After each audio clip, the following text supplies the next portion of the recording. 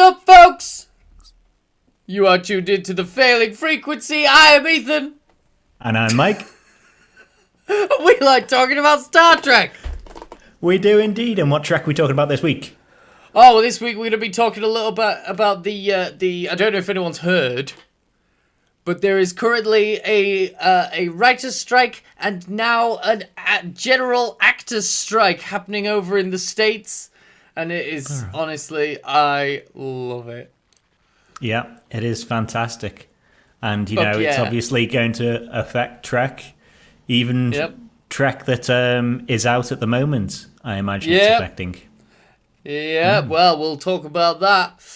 We'll talk about how it's going to affect Comic-Con, which is coming up. Oh, God, I'm so excited. Yeah. I think this might be the first Comic-Con I've really actually been excited to see what happens in years. Before we cover this week's episode of Star Trek Strange New Worlds Lost in Translation. Nailed it. Nailed it. And there's time codes for all that in the down below. But before that, how are we doing? How's your week going? It's good. It's good. I had a job interview today that I think went very well. I had a really nice chili. Oh, very good. Yeah. Very nice chili. Delightful. You can't beat a chili. No, man. I also, I'm probably going to be I've started looking into doing side hustles. I've been selling comics on eBay. I'm trying to up those numbers. I've been looking into print on demand. On demand. And what are you wearing at the moment? Oh, right now I'm wearing a shirt that my partner got me. I'm the scrub daddy. Yep. Because I'm partially, a bit of a scrub. Also, I do the dishes. Yeah, man. Hey. And I still don't know if we're allowed. Still don't know if we're allowed to mention the other thing. Yeah. Ethan might be away in a couple of weeks' time. Yeah, I might not be available in a few weeks. We'll put it that way. Yeah. How you doing? I'm good. I'm living the dream. I've managed to rid myself of a couple of weights that have been on me for a couple of months. So I am living the dream, really. And I spent a whole work day on Tuesday instead of working, filling up a skip. So it's always fun to climb in and out of a skip constantly. I'm a scrub. I'm a scrub. I've been known to dive into a skip to fish things out. You have. Yeah, you know me, man. There's nothing wrong with that. There's nothing wrong with that table. Yeah. Yeah. Always fun to play in the skip. Yeah. So it's a good week on my end, really. And, it's looking forward to a sunny and fine weekend as well. All good. I haven't booked in Barbenheimer. I don't know if you have. No. Oh, yeah. So I've got cousins visiting from America, and they really want to see Oppenheimer. And my partner really wants to see Barbie. At first, I didn't because I was like, why the fuck would I want to go see Barbie? And then the stuff started coming out for it, and all the things saying it's actually quite sophisticated satire from what I've heard. I've also heard it's basically like Elf. Yeah. Elf or the Lego movie, it looks like to me. The Lego movie, but with live people. Especially since Will Ferrell's in that Elf Lego, he's just cast. They go, we need someone coming into the real world. Who do we pick? Will Ferrell, I suppose. What screams real world more than Will Ferrell? He's a real human. Despite what you might think. But yeah, should we talk about Trek? Because I'm quite excited. Because next time you see me, maybe not next time, but maybe the time after that, I might be blonde. Because I've always wanted to dye my hair blonde to see what would happen. And my partner has always been like, "No, you'll look stupid." But now that Barbie's coming out, and I'm going to be wearing pink anyway, Jem's like, I could dye your hair blonde, and then you could be like Ken. Because it's thematic, and it's fun. Yeah. Instead of me trying to dye my hair to look cool, instead it's dyeing my hair to be silly. So that's allowed. Next week, are we going to see you with blonde hair? Potentially. Oh, so prepare yourself for that, viewers. Yeah, man. If I am blonde for that, I will also wear pink. Okay. Cool. Yeah. But should we move on and talk about a bit of Trek for once? Yeah, man. Let's talk about Trek. Let's talk about Trek and unions. And I'm not just talking about the United Earth or the United Federation of Planets. I mean, it's quite fitting for a franchise that is, about, fully automated luxury gay space communism. So it's still on theme for Star Trek. But yeah, like I said, I don't know if anyone's heard. But the Writers Guild of America have been on strike since, for a few weeks now. And recently, in the past few days, at time of recording, the Screen Actors Guild have joined them. Mostly in solidarity, but also out of some of their own concerns, regarding rate of pay, scale of pay, regarding streaming, regarding AI, digital doubles and stuff. So they do have their own concerns, but it's also a lot to do with solidarity for the writers, who also have concerns regarding AI generated scripts and residual checks from properties that they've worked on. This is the first time that writers and actors have been on strike since 1960. Yeah. So it's big stuff. It's awesome. I love this shit. I love it. Yeah. It's fantastic. And there's been episodes about unions in Trek. I can't remember the name of it, but the DS9 ROM makes a union episode. If we all want to go back and watch that as many times as possible, maybe Paramount will get a idea of what's happening there. Well, we've still got it. We can still watch it on Netflix, so maybe Netflix will be like, oh, wait a minute. Like, people have watched this episode of Deep Space Nine almost as much as they've watched fucking Red Notice. Yeah. I've never seen it. I've also never seen Squid Game. Okay. Yeah. I had a new theory this week on Red Notice that The Rock, you can get bot farms to like a post or something like that on Insta or whatever to give yourself a boost. I reckon he's just got a bot farm just watching Red Notice continually. It's the only explanation. He's got an entourage, hasn't he? I think that's the Wahlbergs. It on their phones. They'll just have it on the. They'll just have it on their phones. He's got one and all. They've all got entourages. Entourage. Sabotage. Sabotage. That'll come up later. Yeah. Don't you know it? But yeah, this is it's important stuff. There's been a lot of videos online of actors on picket lines.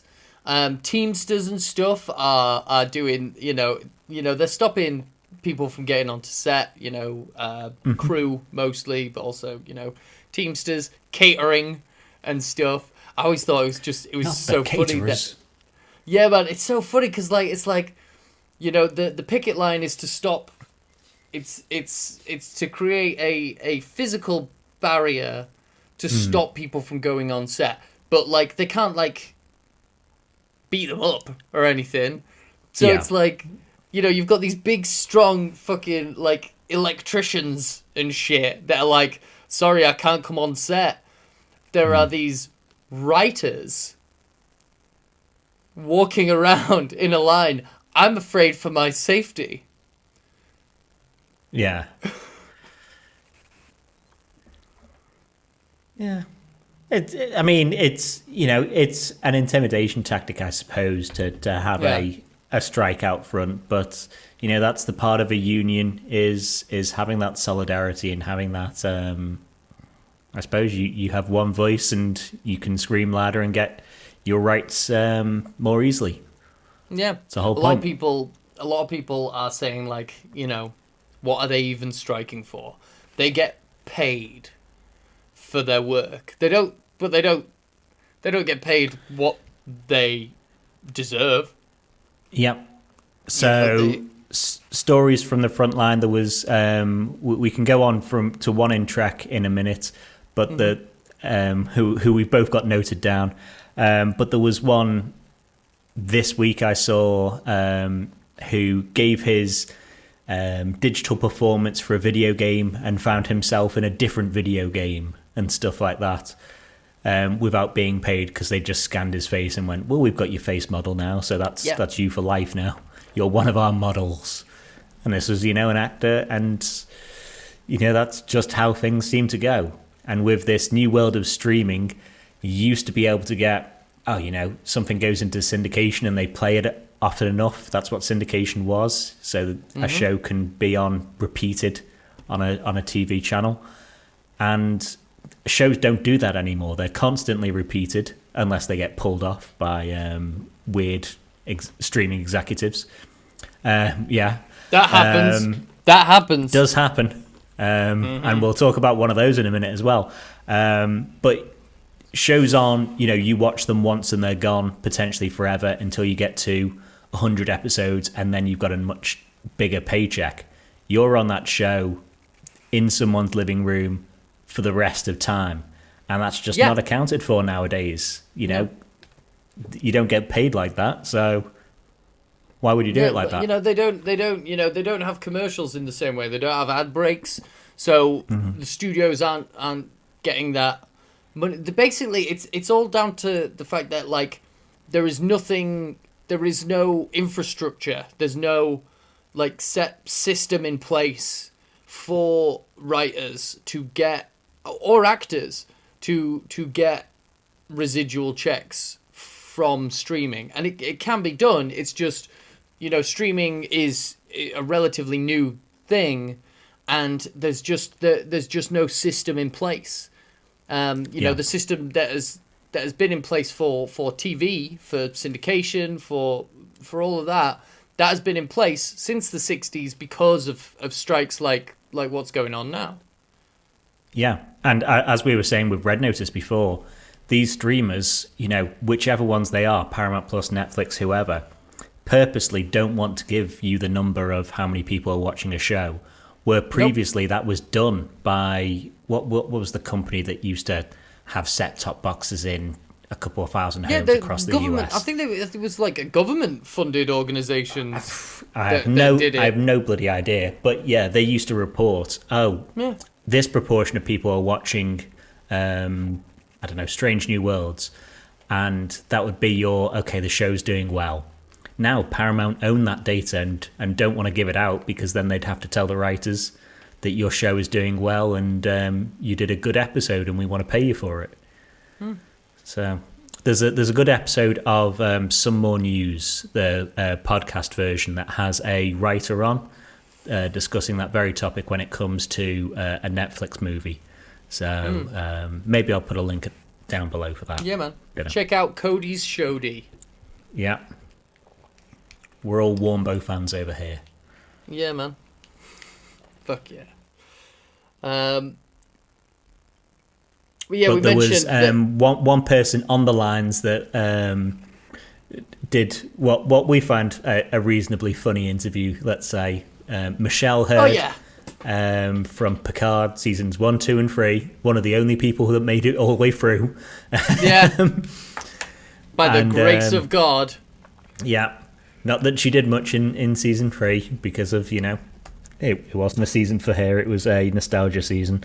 But is there being, in the interview, and again, maybe I'll put a link down below or a clip in here, she's with another person being interviewed, and the other person desperately tries to get a word in. Yeah, oh man, the pair of them. excuse me, I'm just burping. I'm fairly certain that is, what's her name?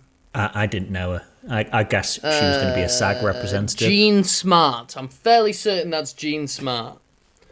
A distant relative of mine. Yeah, well, maybe. Yeah. She was in the Watchmen HBO series. She played Spectre, and I'm fairly certain she was in Legion, the best comic book, like TV mainstream superhero TV show. Because it's the seen it. Weirdest. It's the weirdest. Yeah. But yeah, it is. I couldn't watch it. I couldn't watch it all the way through. As an attention seeker, I found it like deeply triggering.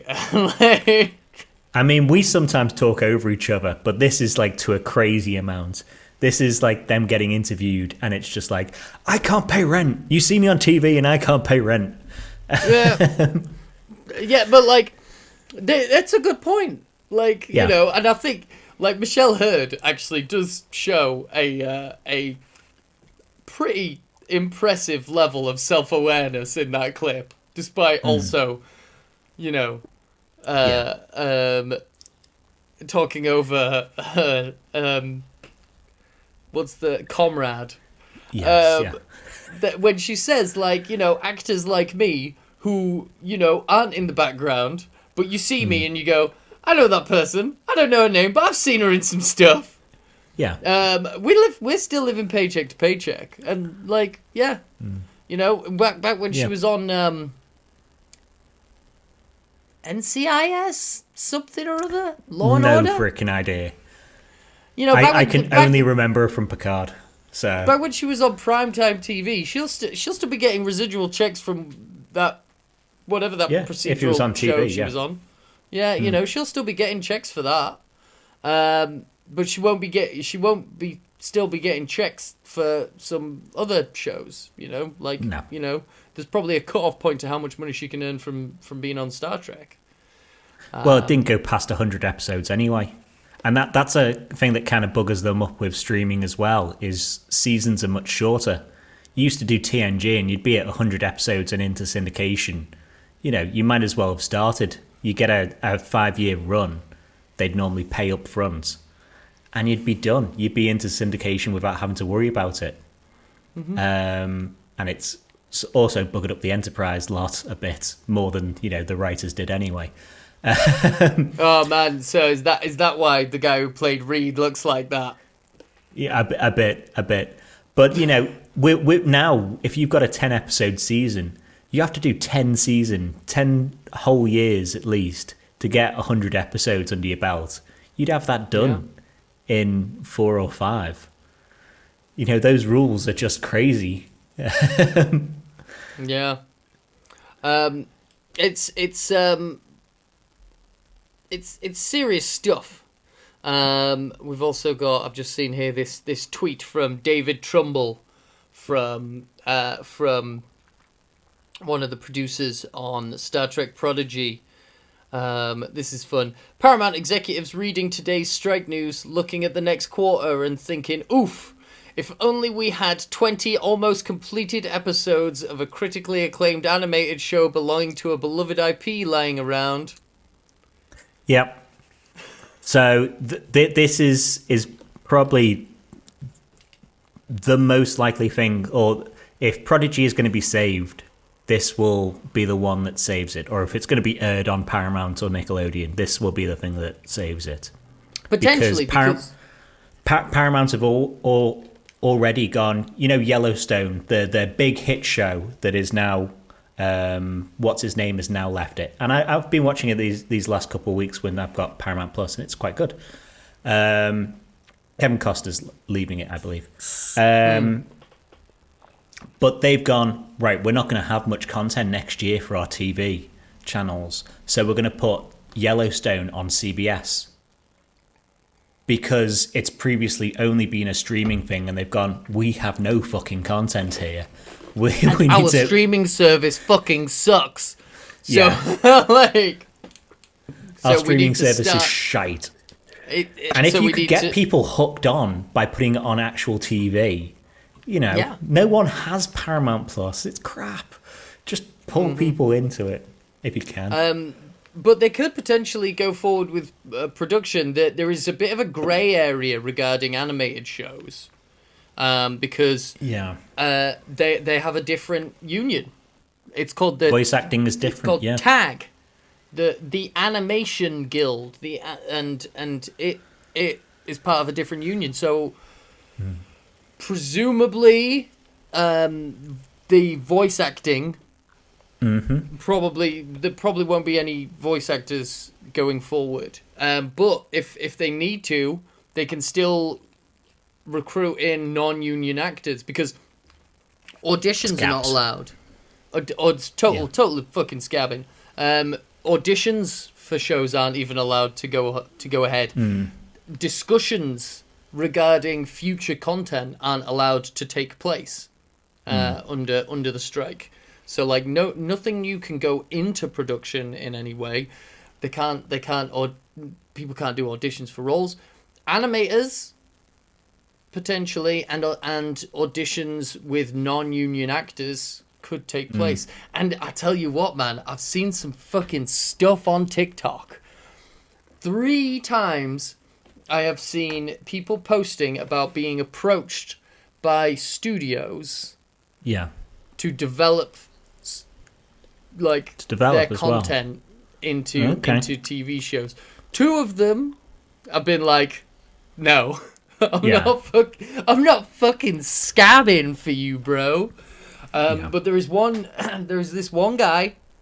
Loads of people are stitching his content and doing duets with his stuff because he got approached to have some a TV show developed, and he's like super excited. He's like, this could be potentially life changing, but like also like one, he does not understand the issue just based on some of the responses to some of the comments that he's been getting. He's like he's saying like, calling a non-union actor a scab, what does that say about you? And it's like, you don't know what scab is, you don't understand the issue, and you also don't understand that you are being taken advantage of.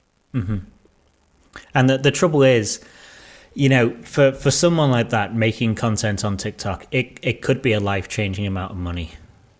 You pour the production costs of Strange New Worlds, which probably can't have a season next year, into 20 TikTokers to make a show. You've got those guys are getting fucking minted, and it'll all be shit, but it'll be content to fill up Paramount Plus or something. It'll be something, but what he doesn't understand is that if that production were to go forward, at the end of these strikes, he will not be allowed to join a union, and when that happens, he will not be able to work. Yeah, quite possibly. Like when union productions are back up and running, he won't be allowed in. Yeah. While we're talking about the TikTok, maybe the TikTok. I'm so down with the kids. You've been on the TikToks? Yeah. One of the things the actors can't do as well, and it transitions somewhat into the Comic-Con piece, is they can't promote productions. So there is a Comic-Con coming up very shortly, next week maybe. Oh no, this weekend, isn't it? Yeah. This weekend. Oh my god. You cannot be there in the union and promote a project. You can go on a panel. They can't do anything. And you can go on a panel that is about an ended show. So the Enterprise, they're probably phoning up the Enterprise people being like, we'll never get you back for anything else. Do you just want to come to a panel? Because you can't have the Strange New Worlds cast there talking about Strange New Worlds. You can't have the Prodigy cast. Kate Mulgrew has already dropped out very publicly, saying, well, They ended their We're on show strike. anyway. Of Get course she's fucked. going to end it. Yeah. We're on strike, darling. Get out of my fucking face. Yeah. And it's insulting anyway. You know, they've ended your show. Of course you're going to take any sort of out. Yeah. Yeah. So these Comic-Cons are going to be shit. And you've got some info on what's going to happen for Paramount. It's great. It's awesome. So they announced that no SAG actors, no Writers Guild writers are allowed to do any promotion along with everything else, and everyone's like, fine. Everyone heard about the fucking Oppenheimer cast just fucking dipping in the middle of the premiere, just like, right guys, we're striking. We don't have to be here for this fucking dog and pony show. Let's fucking leave. Yeah. And they can't do any production. They can't do any promotion. They can't do press junkets. They can't do anything. It's so funny because like I didn't see if this episode's ready room came out, but I'm guessing it didn't because they can't do that either. So like I can't wait to see because the writers and the actors can't do it doesn't mean they're not gonna happen. And if this is a taste of things to come over the next few months, I am so excited. So we go over to trekmovie.com. They've got a clip from a press release from CBS about the official Star Trek animation celebration, one of the main events of Star Trek at San Diego Comic-Con. Get a first look at Star Trek The Animated Celebration, a campaign celebrating 50 years of Star Trek The Animated Series, with John Sitters, VP of Star Trek Brand Development. Explore the latest in publishing with an IDW representative. And talk gaming with Scopely's Brian Lelis, lead narrative designer of Star Trek Fleet Command, and Rebecca Plants, community manager, Star Trek Fleet Command. You won't want to miss this panel, complete with limited edition pin giveaways and special guest Casper Kelly, producer of The Trouble with Edward and the writer and director of Too Many Cooks. Oh. Do you remember Too Many Cooks? It was their YouTube short. It was like an opening title sequence for like a 90s sitcom. Oh yeah, the one that goes on forever. That just keeps going on. Yeah. Yeah. Wasn't that like that was nearly a decade ago it must have been as well, Too Many Cooks. Fucking VP of Star Trek Brand Development. An IDW representative. Just some guy. Just some guy. Just someone. We gotta get someone. We can get someone, right? Yeah. Amazing how they couldn't get, for the video game one, or the game one, they couldn't get someone from Paradox there to talk about the new game they've got coming out. You'd think that you've got nothing else that you can push. You'd push that. They've just finished making a video game. They are all probably still asleep. Yeah. Like, they're probably all in recovery. They're probably all in fucking rehab. No, their marketing guys will still be on, like, piles of coke and able to turn up. That's what marketing guys are. And like this is what it's going to be for the next few months. Press junkets with fucking studio execs, like, oh, so what was it like to work on production of this movie with fucking with this fucking gold standard actor, and they're just gonna be like, who, what, oh, this guy on the poster, yeah, it's fucking great. What's the movie called? Yeah. It was great.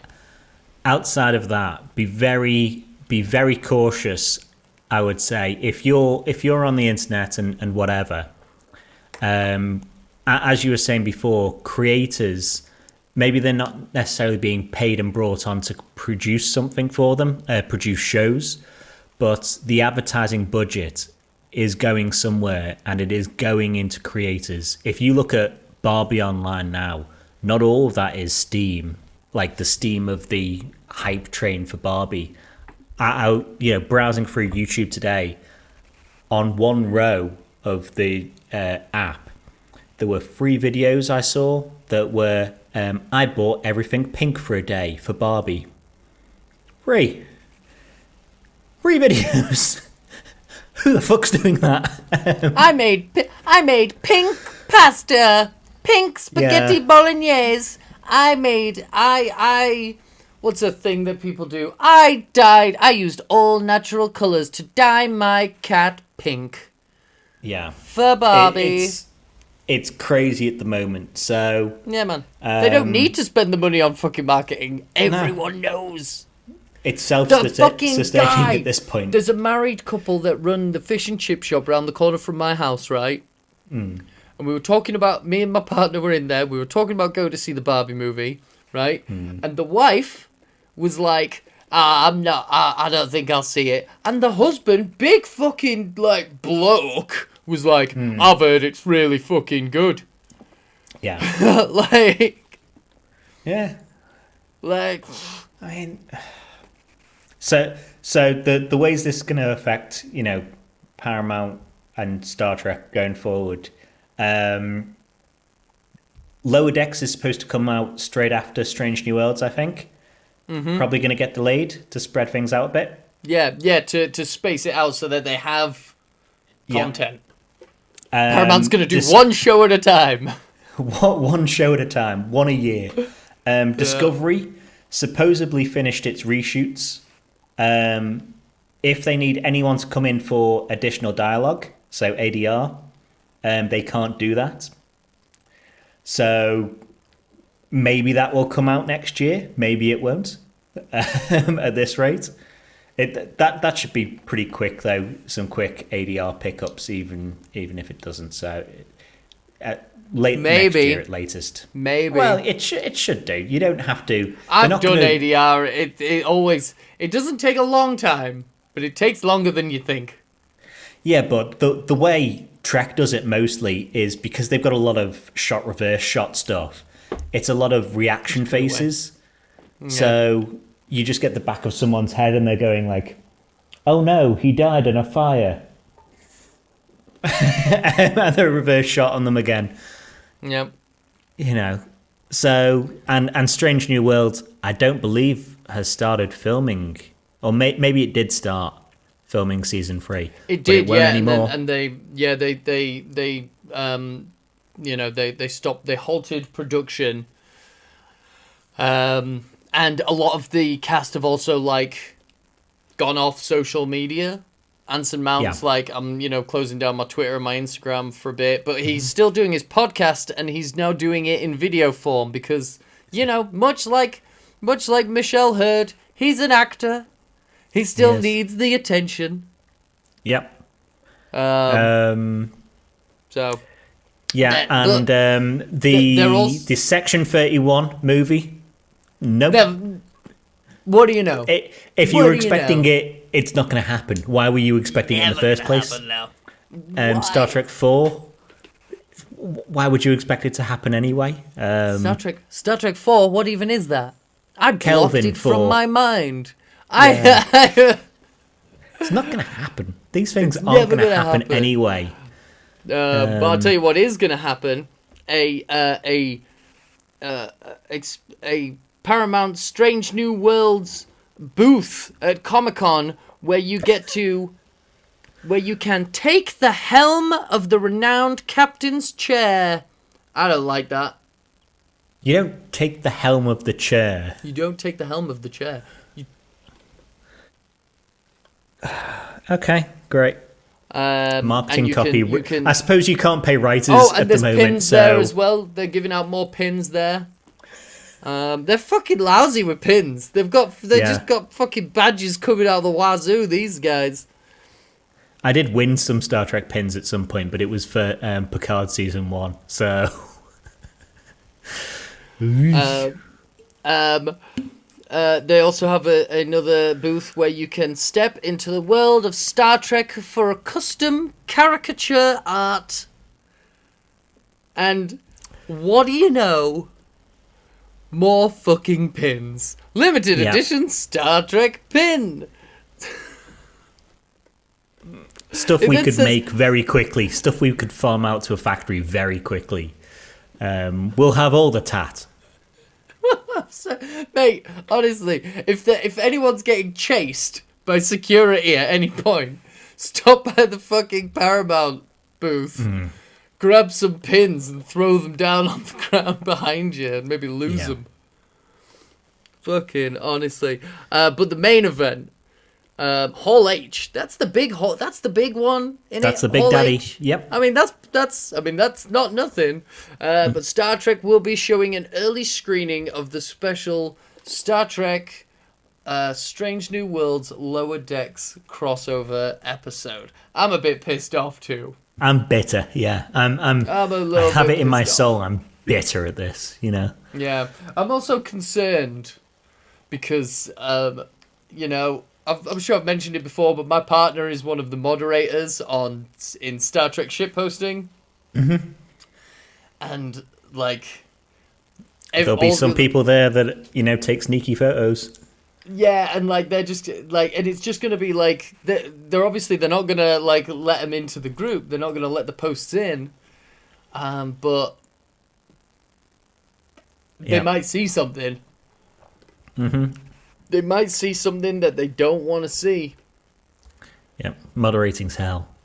Yeah, I mean, it's not for us. Our group's chill as fuck. Yeah. Barely have to moderate at all. It's fantastic. Yep. So, yeah, I mean, that's something, like I say, it ain't nothing. Yeah. But, oh my God.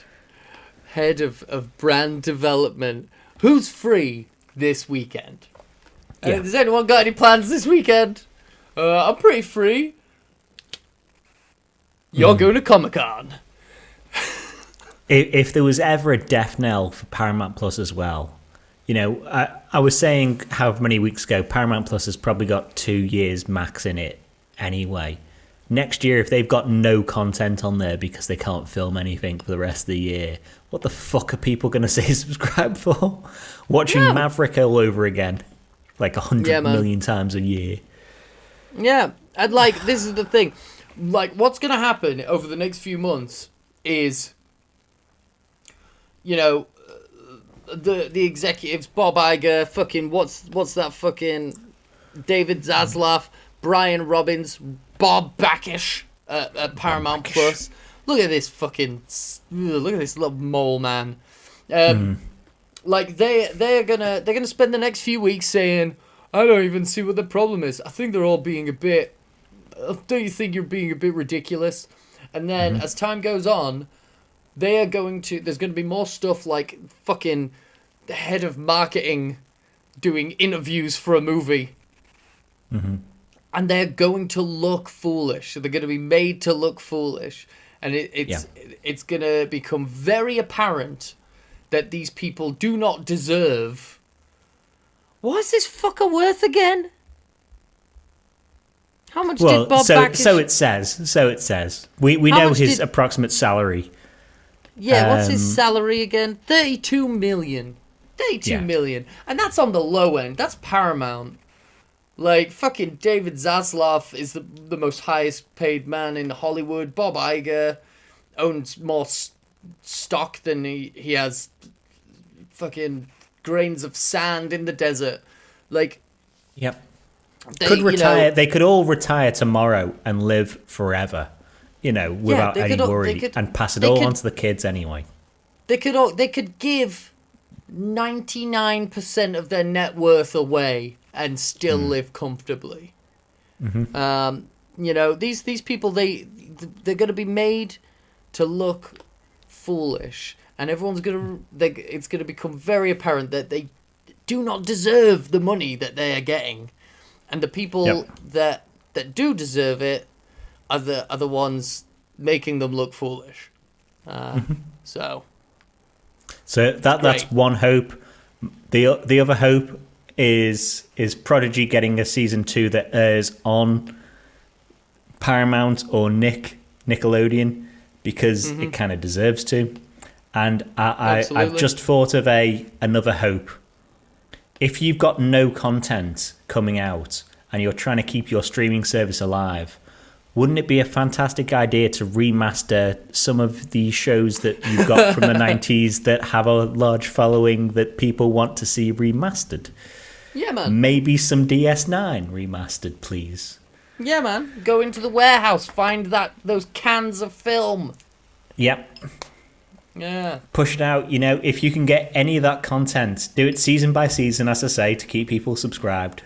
But that they're not in a guild, they're not in a union. You could still get that stuff out there. Yeah, you can fucking abuse them. Yeah. We all know you do. They signed their contracts when streaming didn't exist. Maybe when the internet didn't exist. Those guys you can just fucking abuse. Yep. Yeah. It is like DS9 was made on film, wasn't it? It was Voyager that was all filmed on. Was it digital? It was filmed in video, wasn't it? I believe at least the first half of it was on film, and then maybe it switched onto real video. Video, not digital. Yeah. Digital wasn't a thing, but yeah. And you can Well, the ships were digital. All the ships at the end of Voyager were digital. Yeah. They didn't use models, No. just like modern Trek. Wow. Speaking of, Speaking did we have of anything modern else Trek, we wanted? Did we have fuck anything else we wanted to say apart from the strikes, except for support the strikes, support the unions. Union Strongs. When the trains are striking, don't piss and moan, don't whinge about the bastard trains, whinge about the bastard people running the train companies that don't pay the conductors. When there's fucking shit on TV, just be like, pay those actors, pay those writers, watch Legion. Watch Legion. I will watch Legion at some point. Yeah, if just it was use on a this streaming opportunity service, to I had. catch up on. Use this opportunity to catch up on stuff you haven't watched. Yeah. But fuck it. Let's talk about the episode, because we've gone 40 minutes or so. Yeah, man. Fuck it. Yeah, let's get on to the episode. There's not. Yeah. Let's do that. So, this week's episode, Strange New Worlds, Season 2, Episode 6, can you believe it? Lost in Translation. Starring Bill Murray and someone... Oh, I got there first! Johansson. I got in there first! I got in there at like 9 o'clock this morning, mate. You can't beat me on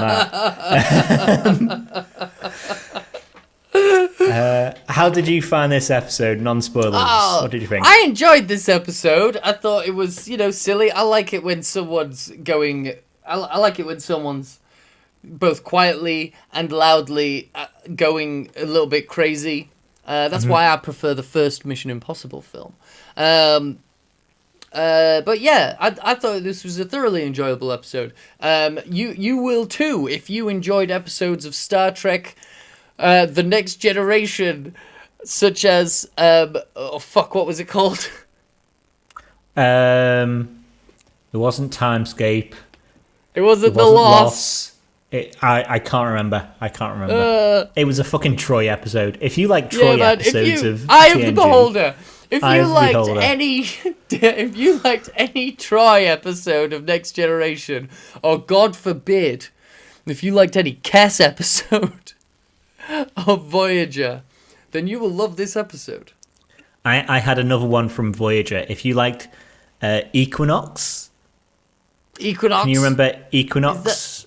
The one with the It's the one with the other ship that has been harvesting life forms to power its warp drive. Yeah. I would. Yes, that's a good one. Yeah. This is Then you'll enjoy this episode. I enjoyed that we got a lot more of Pelia in this episode. Pelia's great. I love Pelia. I loved, we get another legacy character. We get a pretty, I would say, a somewhat important moment at the end of the episode that relates to the saga, to the legacy of Star Trek. Yeah,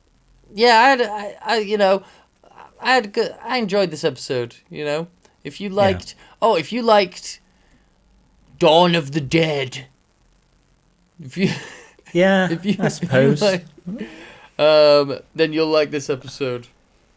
Yep. Oh no! Wait! What's the American Dawn, Werewolf in London? If you liked American Werewolf in London, you'll like this episode. Zombie ghosts. Okay. Yeah, I suppose. Yeah. In contrast, I thought this episode was amazingly dull. You like Pelia. I thought I'm not a fan of Pelia so far, and I thought that B plot with that's her, to not go into spoilers too much, was useless, and you just cut back to it to give them something to do and to pad the episode. The main I'll agree with you with that. Yeah, that's all that was. Yeah, one of the clearest B plots where you just cut back to people, and it doesn't factor into the episode at all, really. And if none of the B plot happened, it wouldn't affect the main A plot at all, really. And I suppose you'll learn more about the characters. Well, I don't know about that. They would the Ramon. I know Ramon, but they would have got there eventually. And the A plot. I know it's too much to ask, but it would be really nice if some of the characters in Star Trek had watched Star Trek, because we'll talk about what the plot is in a minute or two when we get into spoilers. But the episode starts, and it's kind of like a mystery episode. What's happening? Is this really happening, or is it, just someone going insane, maybe? And you're like, what are you talking about? You're doing this action, and you're having this reaction, and you're just not putting the steps together. Where if you'd watched half of, a season of Star Trek, you'd go like, okay, no. We started doing this, and then this happened, so let's stop that for a second and see if it changes. But people don't, and it's just infuriating when you're so far ahead of the plot that you're just like, I know what's happening here. Can't you realise? You're normally very smart people. I thought this was dull as shit, just waiting for people to get to somewhere. It reminds me of there's an early episode of Next Gen where it's the episode where there's a time loop thing going on, and it ends with three datas in a line trying to figure out which is the data that's in the present. And the first time there's a time loop in that episode, Picard's immediately like, boom, I just experienced a time dilation effect going on, something's happening. Immediately, oh, you've watched Star Trek. Yeah. You know what a time loop is. And it's not necessarily watching Star Trek, it's just being an intelligent person in a world where this shit happens to you once a week. Mm-hmm. These characters go through shit once a week. They never go to a strange new world, but this sort of weird stuff happens to them. And it's just, okay, maybe be a bit smarter about it than the idiots you are being. So that I was not a fan of this episode, and it's probably the one that I've walked away from, and the immediate reaction has been like, thank fuck that's over, because I'm just too far ahead of the episode and didn't enjoy it because of that. Should we unless you've got anything more for non-spoilers, should I just run through the episode synopsis, whatever? So, Enterprise and the Farragut are fixing up a nebula mining machine when Uhura starts hearing and seeing things that the rest of the crew can't. Jim Kirk is over from the Farragut and sees Uhura struggling and offers to help her. Uhura and James and Sam Kirk, or Jim and Sam Kirk, work out that invisible aliens who live in the nebula are using Uhura's brain to communicate, and they're showing her horrific things to say that they're in pain because of the mining. They tell Pike, who evacuates the mining station and destroys it, the invisible aliens are happy to be free. Spock and Kirk meet and share a drink along with Uhura. That's the shortest one of them I've done, because nothing else matters in this episode. Hey, I wouldn't say that. Pike is wearing a different badge. That was very important. Well, I'll tell you why they've done this. Other than, so in Star Trek, and I saw last week on the group, maybe people were talking about what's an admiral and what's a fleet commander, or what's a commodore. And there are differences, and in traditional naval speak, because Trek sometimes lifts from it. A fleet commander is someone, or a commodore is someone who's in charge of different ships, so multiple ships, where an admiral normally has more of a desk job sort of shit.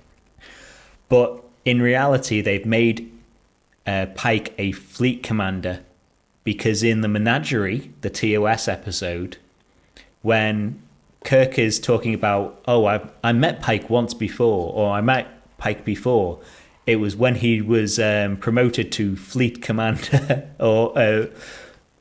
So that's the only reason they've done it, really, is to be like, okay, we need to smooth over some canon here and just be like, no, he was a fleet commander. It's a temporary promotion.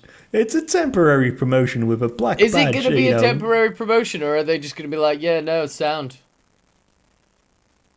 Well, we know when the accident happens, he's back being, fleet commander or whatever. So yeah, maybe it's going to happen eventually to him. Maybe they're going to leave him in command. Maybe they're going to just not turn off the promotion. Yeah.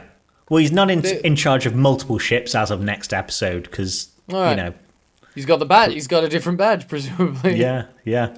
He's back to a normal badge and in charge of one ship rather than two in a station. So yeah, man. Yeah. It's amazing that this station doesn't have a commander that we see at all anyway, really.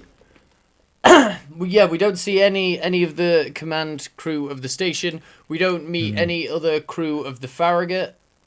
We don't know who the captain of the Farragut is. We know that the old captain died because of a vampire cloud. Which I didn't realize in the last episode when they were having like Remembrance Day or whatever, that Chapel was talking about serving on the Farragut at the time, and the like 200 odd people that died, talking about the same thing that Kirk was talking about in that episode of TOS. Yeah, I didn't pick up on that. Yeah, man. So that means that Chapel and Jim Kirk served together. Yeah, I suppose so. Cool. I guess. Yeah. I enjoyed seeing. They don't interact, considering he sees her across a bar in this episode. They don't interact. Yeah, do they? But maybe there's history. Maybe like they don't like each other. I can picture possibly. that. I enjoyed seeing the front of the nacelles scooping up the Bussard collectors. The Bussards, yeah, man, scooping up stuff for fuel. I guess the Enterprise truly is hoisted by its own Bussards. I'm not cutting this for time. I'm just going to leave in where I'm waiting here to try and get over that. Yeah, fantastic. It is in my notes in block capitals. Yeah, I've got something in block capitals later on. I think this is the only time, and someone will correct me if I'm wrong, that we've seen the Bussard collectors work like that, other than Star Trek Insurrection, the Riker maneuver, pulling in the gas and then but they didn't shooting spin it out the ass. They didn't spin. No, they didn't have spinnies. They weren't spinnies. No. And that was fun. Yeah. Yep. Right. Sure. Can we breeze through this B plot?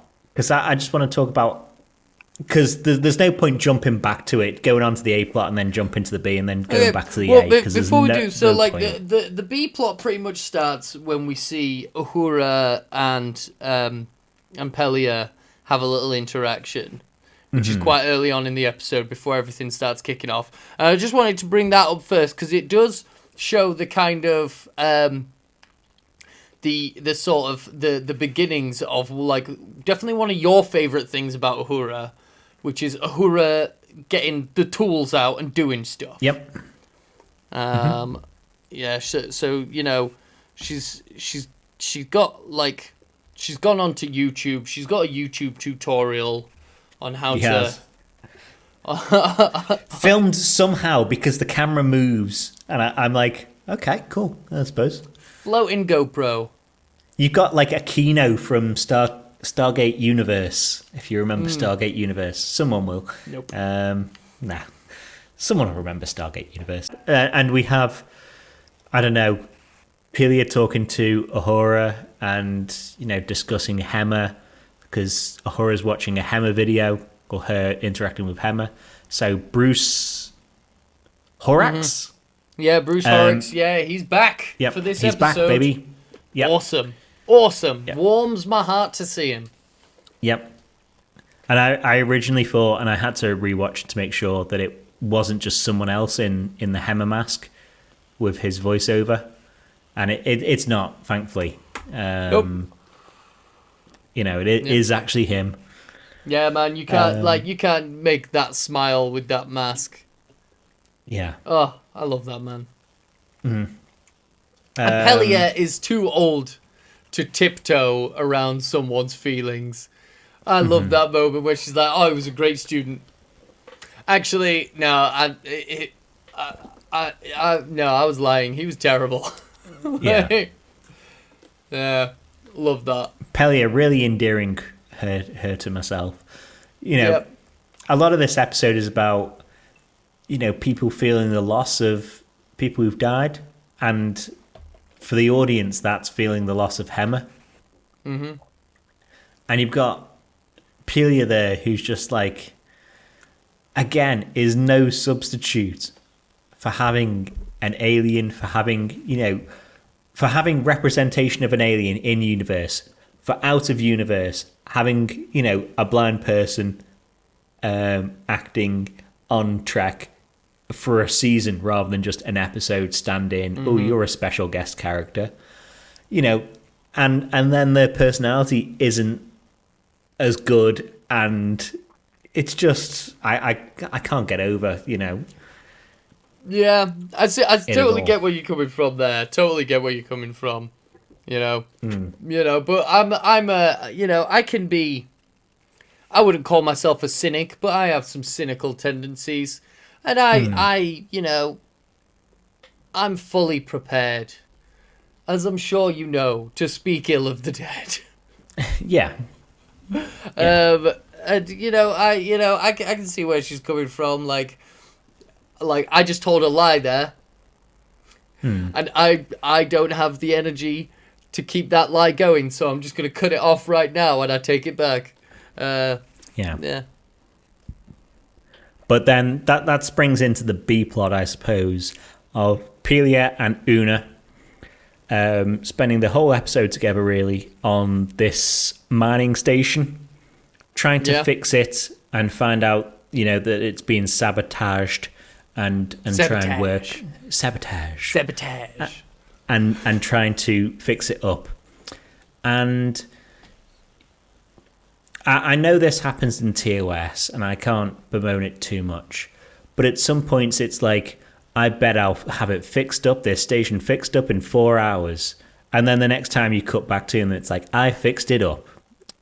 And it's just like, at least invent some technobabble, invent something, you know, to show they're competent rather than they can just, you know. No. This big cavernous, engineering tunnel. This thing that looks like a giant super collider. Well, turns out the problem was in this panel. Yeah. In this one panel. It's fine. It's fine. I sorted the panel out. Watch how everything lights up. Oh no, the lights went out again.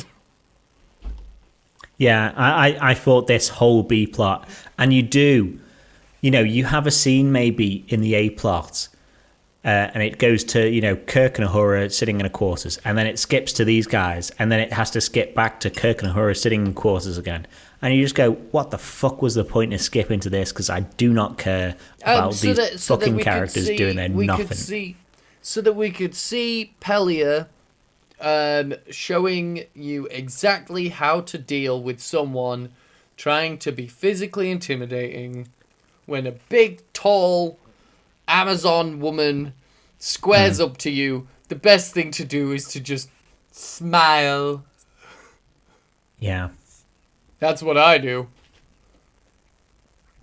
Yeah, and there's animosity between Una and Pelia, and we get far enough down the episode that that there's kind of like 3 levels of it. It's like Inception, where Una says it's because you're a space hippie and there's crumbs on you and you don't obey orders. Maybe Una should just stop being such a Herbert. Hey. I'm gonna have to put a clip of that now. I'm gonna have to find a clip. Herbert. And then it's the level down. Inception level down is, oh, you gave me a C in advanced engineering or something like that, because my essay, I meticulously researched this essay, and she goes, it's a crap essay, pretty much. Why were they writing a fucking essay for fucking a repair for a fucking? Why were they doing an essay for? Surely it should have been some sort of practical exercise.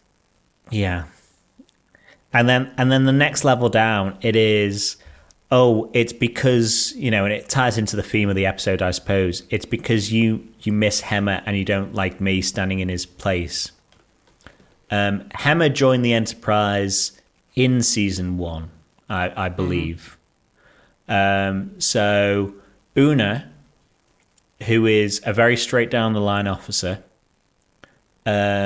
is so angry, so emotional about losing one member of crew, when in Strange New Worlds they've lost a number of crew members, that she's going to be, frankly, a bitch to the replacements.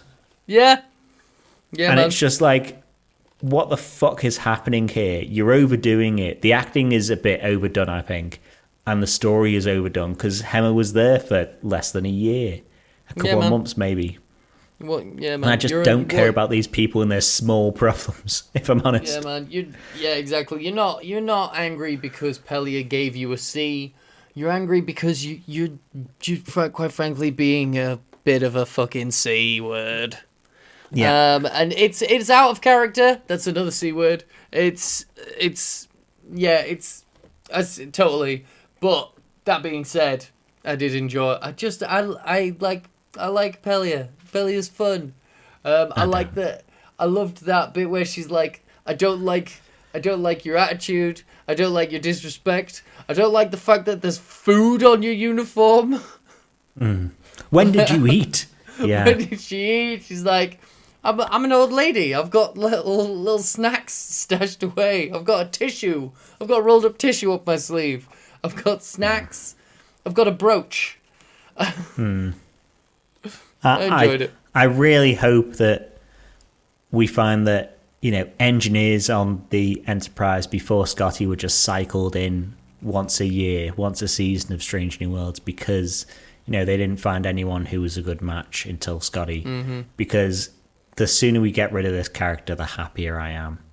Fair enough. Any other characterization I'm happy with. This is just annoying the shit out of me.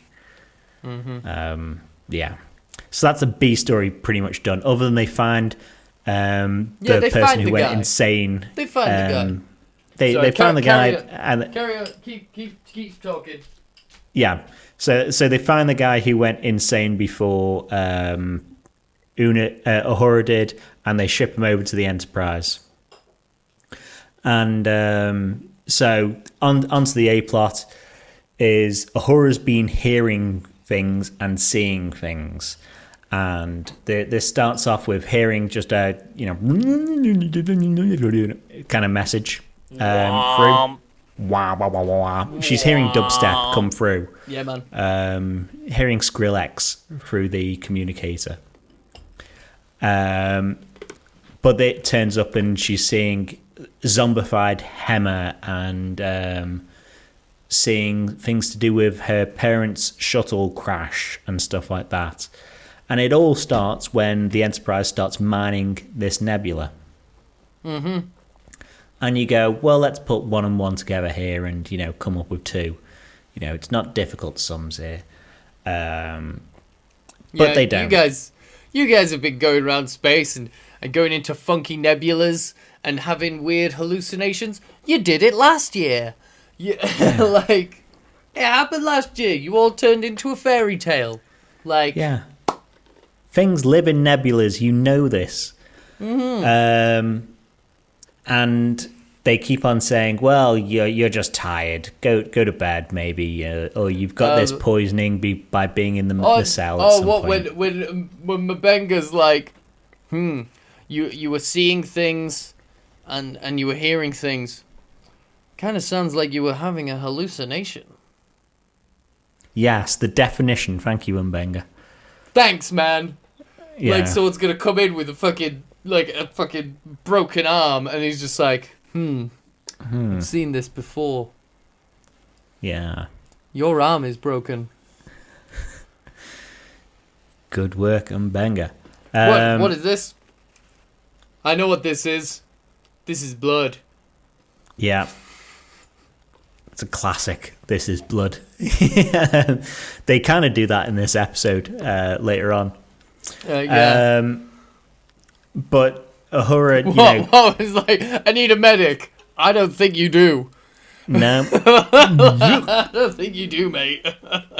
Una's going to be very pissed off at whoever replaces that person. But it's just massive cash, X's on their eyes, just like. Yeah. Uhura keeps on seeing shit. Goes and asks for help of Spock and Chapel and gets none of it. Sits at the bar and tries to have a drink and then gets hit on by Kirk. They're having a moment. They're having a moment. They're flirting over 3D chess. Yeah. They're talking about their relationship. Fuck off, Nyota. Yeah. But then gets hit on by Kirk. Jim Kirk, who's over from the Farragut. Kirk, for the second time this series, Kirk's got a Kirk. He does. This is a should say this is as prime a timeline as you can get Kirk. This is prime timeline Kirk. Yeah, this is the third time we've seen him, but the first time we've seen Kirk. Yep. Other than a tiny bit at the end of a episode where Lon called him up. This is our first time with prime timeline Kirk. Mm-hmm. And, him and Sam have a falling out because Kirk has just been promoted or about to be promoted to first officer of the Farragut. And they're talking about really matching up to their father's expectations, and Sam Kirk isn't happy that Jim Kirk is so successful because it makes him look like a dick. Sam is making himself look like a dick. Yeah. I mean, Kirk later on, it wouldn't have hurt Kirk to be understanding of that later on, to understand what Sam Kirk's emotions are. Because later on in the episode, Sam Kirk comes over and, extends the olive branch, apologizes, and then he's like, after some, return of that from Kirk, and Kirk's just like, thank you for apologizing. You're a good dude. Well, what's he got to apologize for? Well, he said, you're wallowing in science. Does James You're wallowing T. Kirk... in science. Yeah, and he is. He is. Yeah, but he would Star like Trek to isn't leave... about, wallowing in science. It's, finding the best place for you. George Kirk, don't forget, will leave Starfleet to go and do science on a planet. I thought he's going to die. That's what he dies doing. Okay. He'll But leave yeah. Starfleet to go do an easier job. Like, He's not necessarily wallowing, though. He's found his purpose. He's found something he's enjoying and is doing that, where Kirk is doing what he does to beat his father's records and, saying, I pushed a bit harder on this record, and I've got there. Which establishes for a couple of people who are like, no, this is Kelvin timeline, or this might as well be Kelvin timeline because they talk about the Kelvin. The dad's not dead. Dad is alive. Yeah. But yeah, Liam Kirk hits Hemsworth on. is still alive. Yeah. No, wait. He's probably played by one of the cheaper Hemsworths, though. Liam Hemsworth. Chris Hemsworth played him in the film, didn't he? Yeah, he'll be played by Liam Hemsworth in this. Yeah. Liam Hemsworth with a TikTok filter to make him look older. Yeah.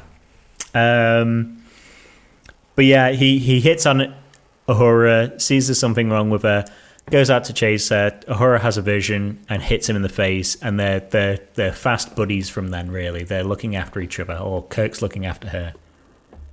And at this point, I'll mention my thing that I've got bolded or in capitals in my notes. And I've just got, stop leaving people who are on their way to psychosis alone in a room. Because multiple times in this episode, whether they go to sickbay or whatever, they're just like, this person is clearly like going insane. And multiple times they're like, Kirk's like, no, I'll get you a cookie, and just leaves the room.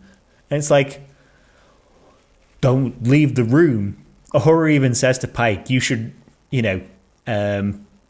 stop me in quarters, hold me in my quarters. And he's just like, nah, that'll be fine. She'll be right. I'm sure you'll be fine. Yeah. And she's already wandered onto the bridge at this point and started fiddling with controls. Yeah, and she's like full on like when she goes into hallucinations, like obviously the people are still there, and like we do see later on in the episode, we see Kirk seeing her hallucinate. So she's like fully, she's not just like disassociating and going into her own, into like a mind palace or anything. She's like walking around, living, in her hallucination.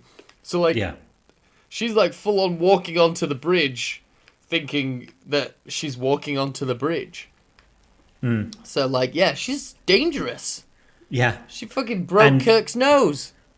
Yeah, and yet they do nothing about her and the guy they bring over who sabotaged the station. Listen, all of y'all, it's a sabotage.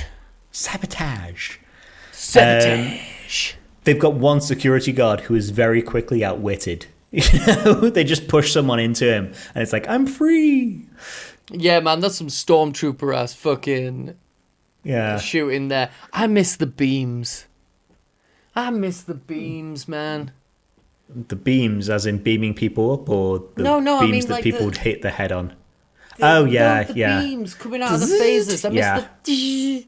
It's all bursts. Yeah.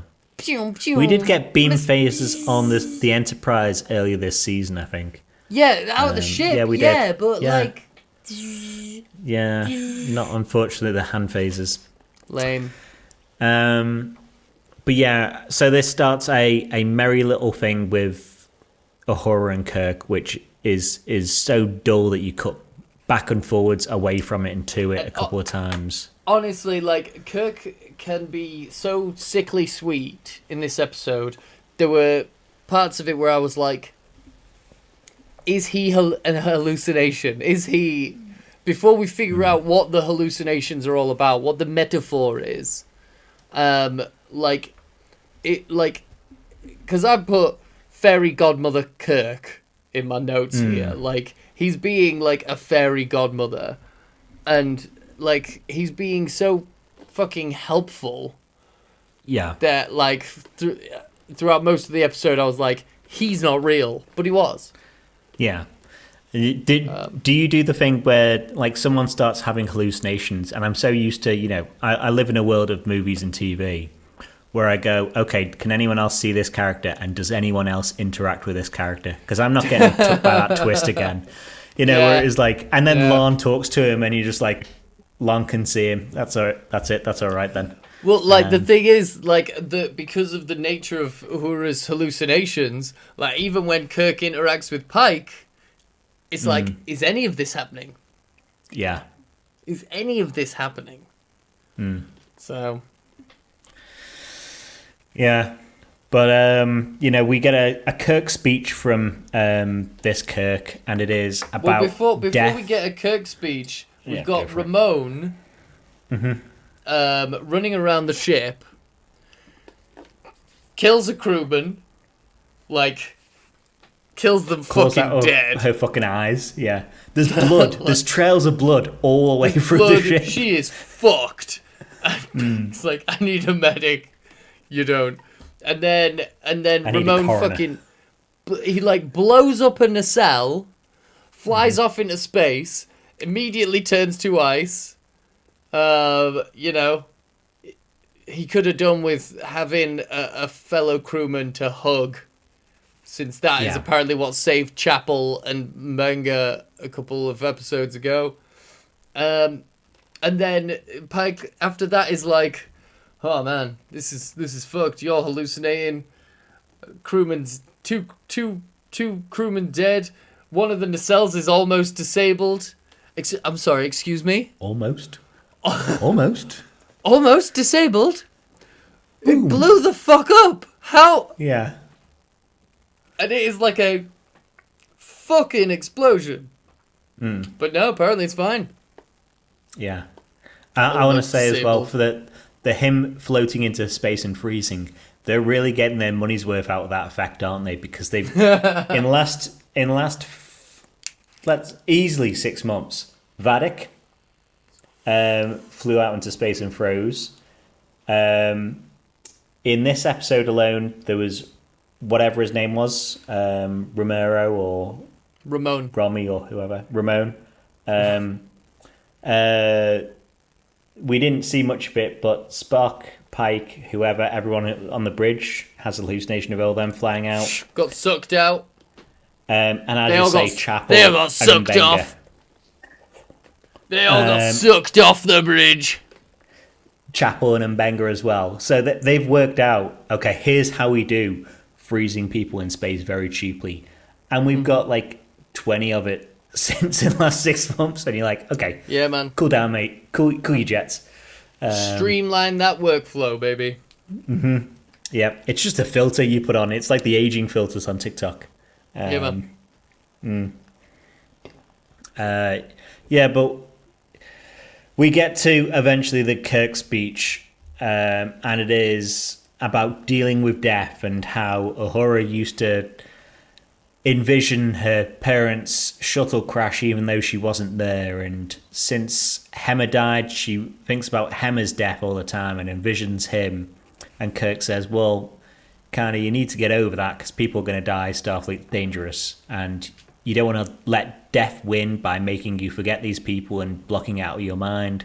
You need to be able to, keep remembering these people. Okay, cool. I thought that was a very TOS Kirk speech. It is a very kinda TOS silly, kind of Kirk hokey. speech. You're letting death win, son. Yeah. Come on, Son. bucko. Yeah. Some old people say. Yeah, it was the most TOS this Kirk has felt, I think. And then he does the old, I'll get a cookie. I'll leave you here and get a cookie. Why? Cool. And Uhura realizes that these things are trying to communicate with her. These invisible aliens. Yeah, man. Are trying to communicate with her. She realizes, her. Calm down, Uhura. It's in your head. In your head, zombie, zombie, zombie. Was that the song you were looking for before we started? Okay. Yeah, it was. It's zombies in her head. Yeah, true. True, yeah. It's less about school shootings Hoisted by your own bastards, Mike. This is what happens, audience, when we have time to, when we get to the evening record and even has time to think about jokes or bits. This is the level of stuff that you get. This never would have happened when, on the episode we recorded middle of the day. Nowhere near would have had the jokes on hand for it. But we pull Sam Kirk in as a xenobiologist who has this theory that invisible aliens exist. Congratulations, Sam. There's actually a theory that things from another dimension can poke in and eat deuterium. Citation needed. Imagine being a xenobiologist and you're just your job is just finding alien species and learning about them, and you're just invisible. Yeah, there's an invisible species. Done. Yeah. Every week you just go you just mark stuff through my sandwich got 8 and I didn't remember eating my sandwich. Must be an invisible alien. It's an alien. Yeah. Cool, invisible aliens constantly. You forget, Sam Kirk farts. They're like, what's that smell? It's a fart alien. They exist as their fart. It's a fart. The fart was an alien. I think this alien ate a lot of cheese and is probably lactose intolerant as well, because I feel a lot of them coming. Fart aliens. They're all around us. Hello, my name is Sam Kirk. Let's do a first contact. But Uhura thinks back to what these aliens have been showing her, and she gets that, you're killing us, you made me... I saw Hema dying, which makes me think of death. I saw me fighting myself, which makes me think we did it. And she Wait a comes minute, up they're doing a Darmok and Gelada. Darmok and Gelada Tanagra. Yeah. They're communicating with memes, but the problem is they're mining her trauma for content. Yeah. Which isn't cool. No. But we don't know what these aliens are like. Maybe they don't even know what is cool and what is not cool. Yeah. They've all got parachute pants on. They're that uncool. Yeah. So she goes up to the bridge and tells Pike that he needs to destroy the station. And he goes, how sure are you? And she goes, very sure.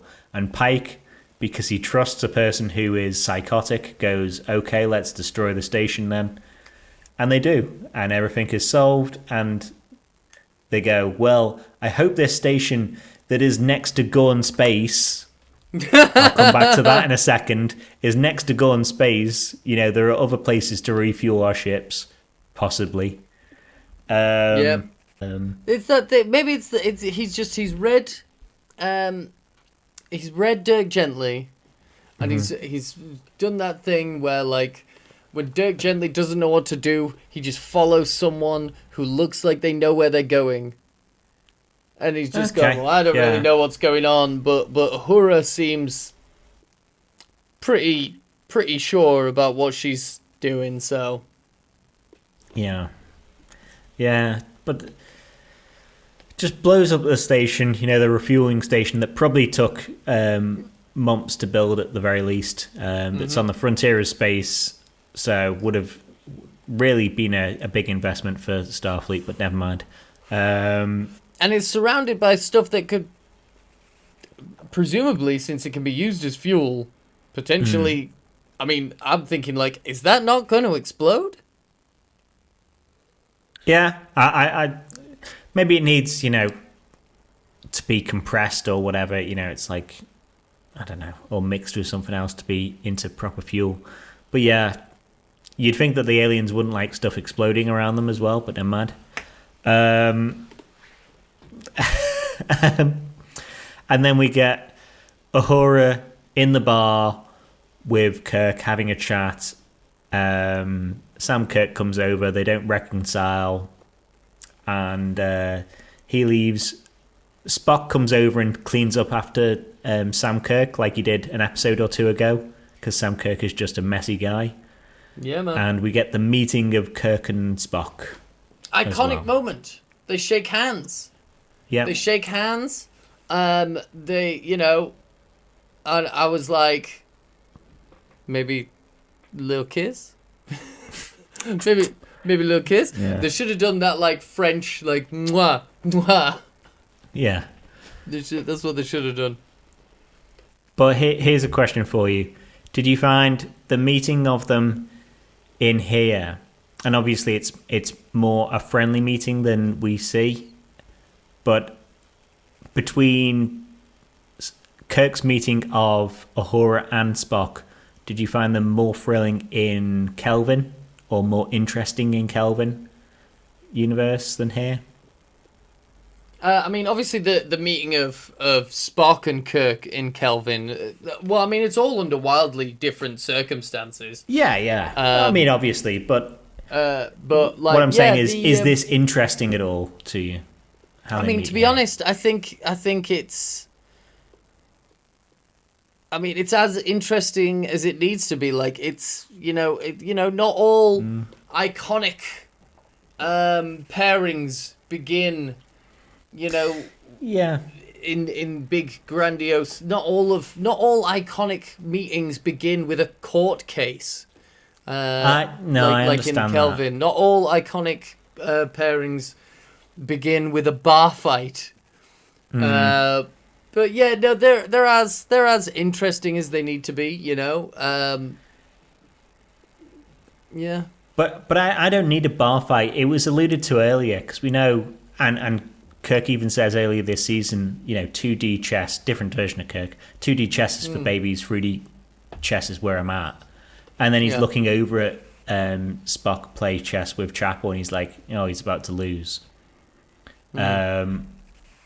I would have preferred, and I know why they've done it, because to get to the TOS characters on a table chatting together, but Kirk offering to, hustle Spock in chess, do something like that where they've got an actual action that happens rather than the camera moving away while people go like, the classic TV, oh, we're talking about things and the camera's moving away so we can go quieter and quieter and just go, ha, yeah. I don't know. I didn't mind it. It's, I think it was, the problem is obviously a lot of the dialogue in this show can be, if you ask me, it can be quite tame. A lot of the jokes can be a bit tame when it's like with a lot of the main crew, unless someone's being outright nasty, in which case the jokes can be quite funny. Una. Yeah. But the a lot of the interactions can be quite tame. And as to be expected, because, let's face it, everyone in Starfleet is a massive nerd. But I suppose it's better to do it that way than to have the interaction be outright lame and shit. The reason why it's more interesting in Kelvin timeline is because there was conflict. And they're obviously trying to not do conflict with it. Yeah, they're trying to stay on the old Gene's vision of no one is angry with each other. To a degree. And when Uhura punches Kirk, she's really sad about it. She fixes his boo-boo. Yeah. So, But conflict isn't, a game of chess together isn't conflict. But I think that's more interesting where Kirk is going, they say him and Uhura are talking and they're going like, Chapel's left Spock, he sees across the bar, Chapel's left Spock against the chess, 3D chess thing, and he goes, do you want to see me hustle this guy? And goes over and, shakes the hand again, but then sits down and starts playing chess, and the camera fades out from them playing chess rather than the camera fades out where they're just, I see what you mean. Having a, oh yes, we're talking quieter because the camera's moving away sort of chat. Because that's a nothing. That it's nothing, that. Yeah. No, I didn't mind it. Like I say, I guess I would rather that, which is a somewhat kind of classic. the fade out, the panning out while there's a band playing jazz is kind of a classic Trek ending. I liked who was the crewman who came in at the end, like just before the doors closed. There's an alien with big hair and some shit stuck on his face, and he's like, wait. I think he's supposed to be a Tellarite. Yeah, man. He's been in the background of a couple of the bar scenes. Yeah, he looked fun. So you know what, I can live without my chess scene that I'm hoping for. You know what really would have capped the episode and should be there? So we've seen earlier in this season, Starfleet, the admirals think there's going to be a Gorn attack on Starfleet. Yeah, this starbase is on the edge of Gorn space and is a refueling station so they can see stranger new worlds, which we never visit anyway. Pike says, I'm going to have to, FaceTime Admiral Nagawe or something like that and explain why we've destroyed his station. We needed like a mid-credits equivalent, and you can't do it because next episode isn't about the Gorn.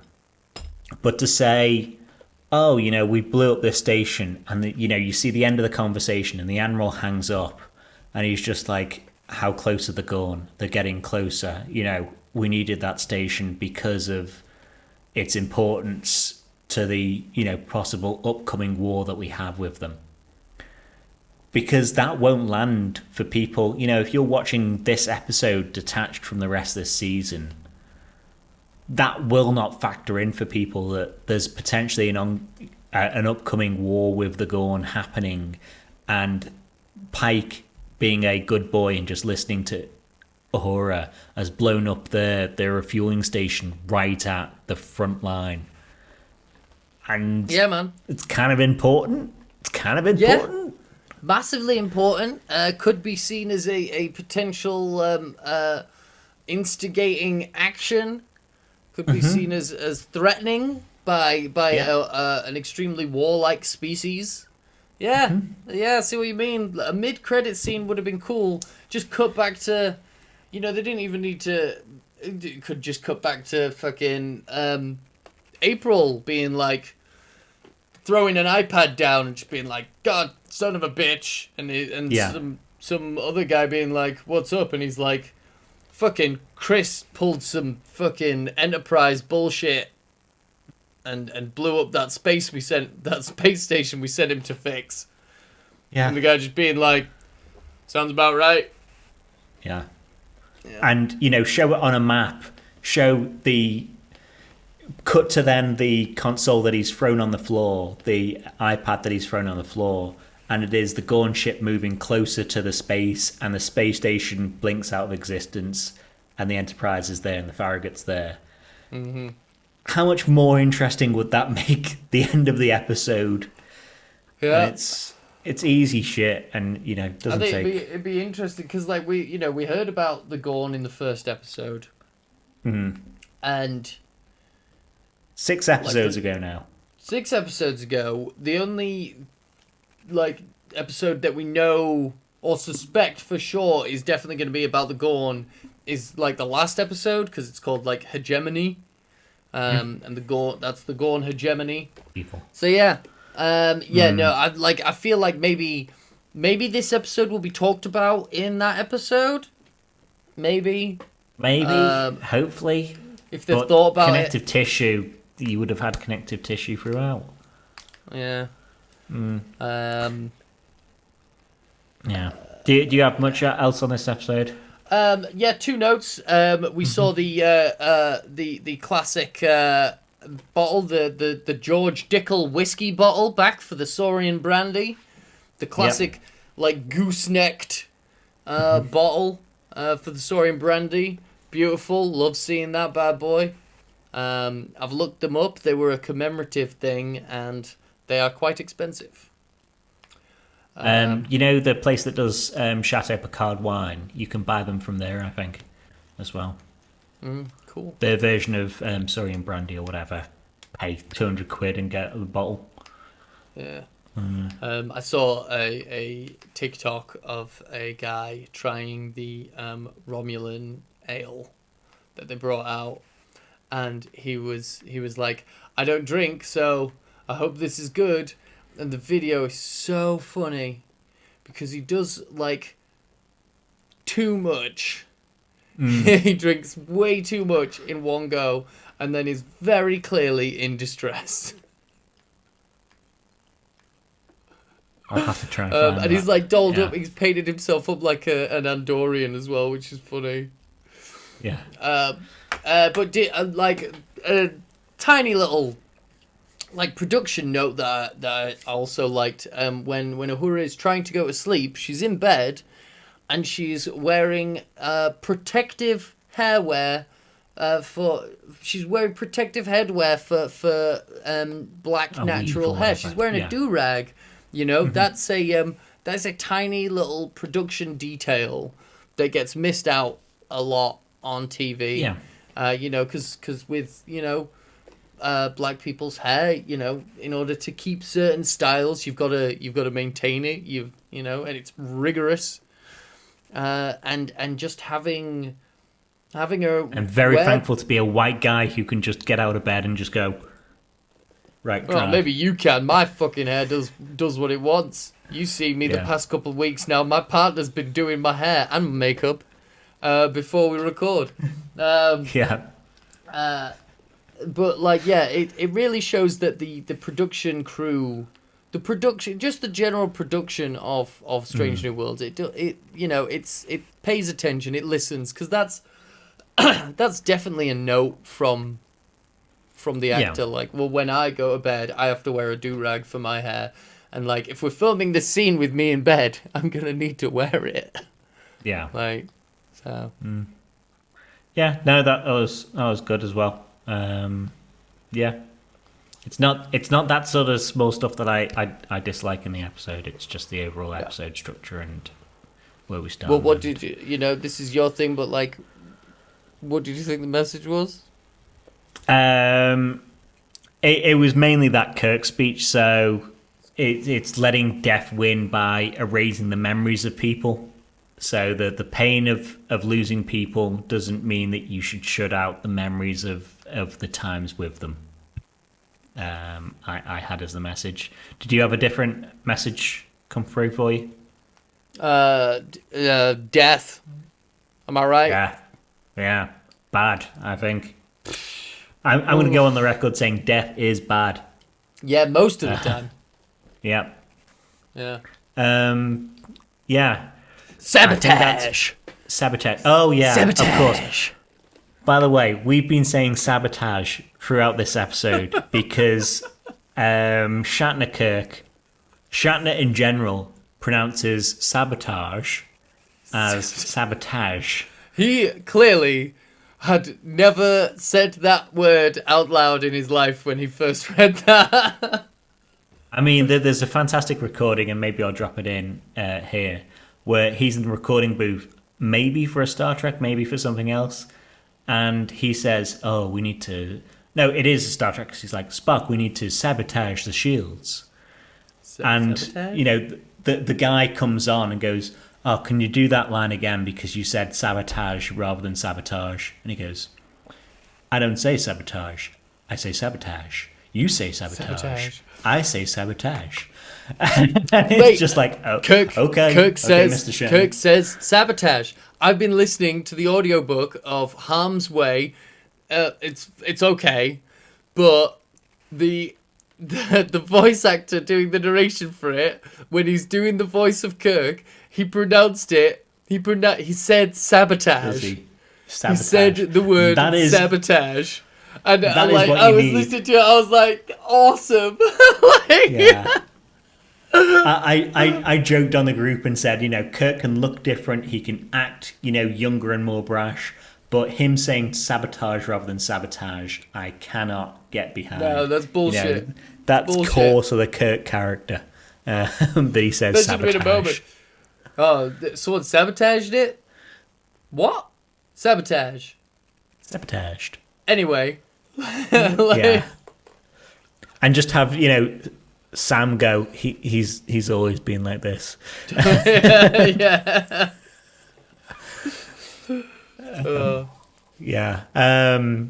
Yeah, so that's all I had for the episode. There is a preview of next episode, which we've known for a while, is Those Old Scientists. I think It's the next the episode. titles. Yeah, is the next episode is the crossover between Lower Decks and Strange New Worlds. So we're all very excited for that. I think that's the episode that we've all been jazzed for more than anything else. So next week, or if you're at Comic-Con in a couple of days' time, you bastards. Not jealous at all, you know. You could have seen this episode early and I wouldn't care. I just wouldn't care. The Lower Decks crossover, it looks good, it looks funny, it's good. I just You want watch to all see the it. episodes. You can do whatever the fuck you want. Yeah, you bastards. Just don't cross that fucking picket line. Yeah. Strong. Union strong. Fuck yeah.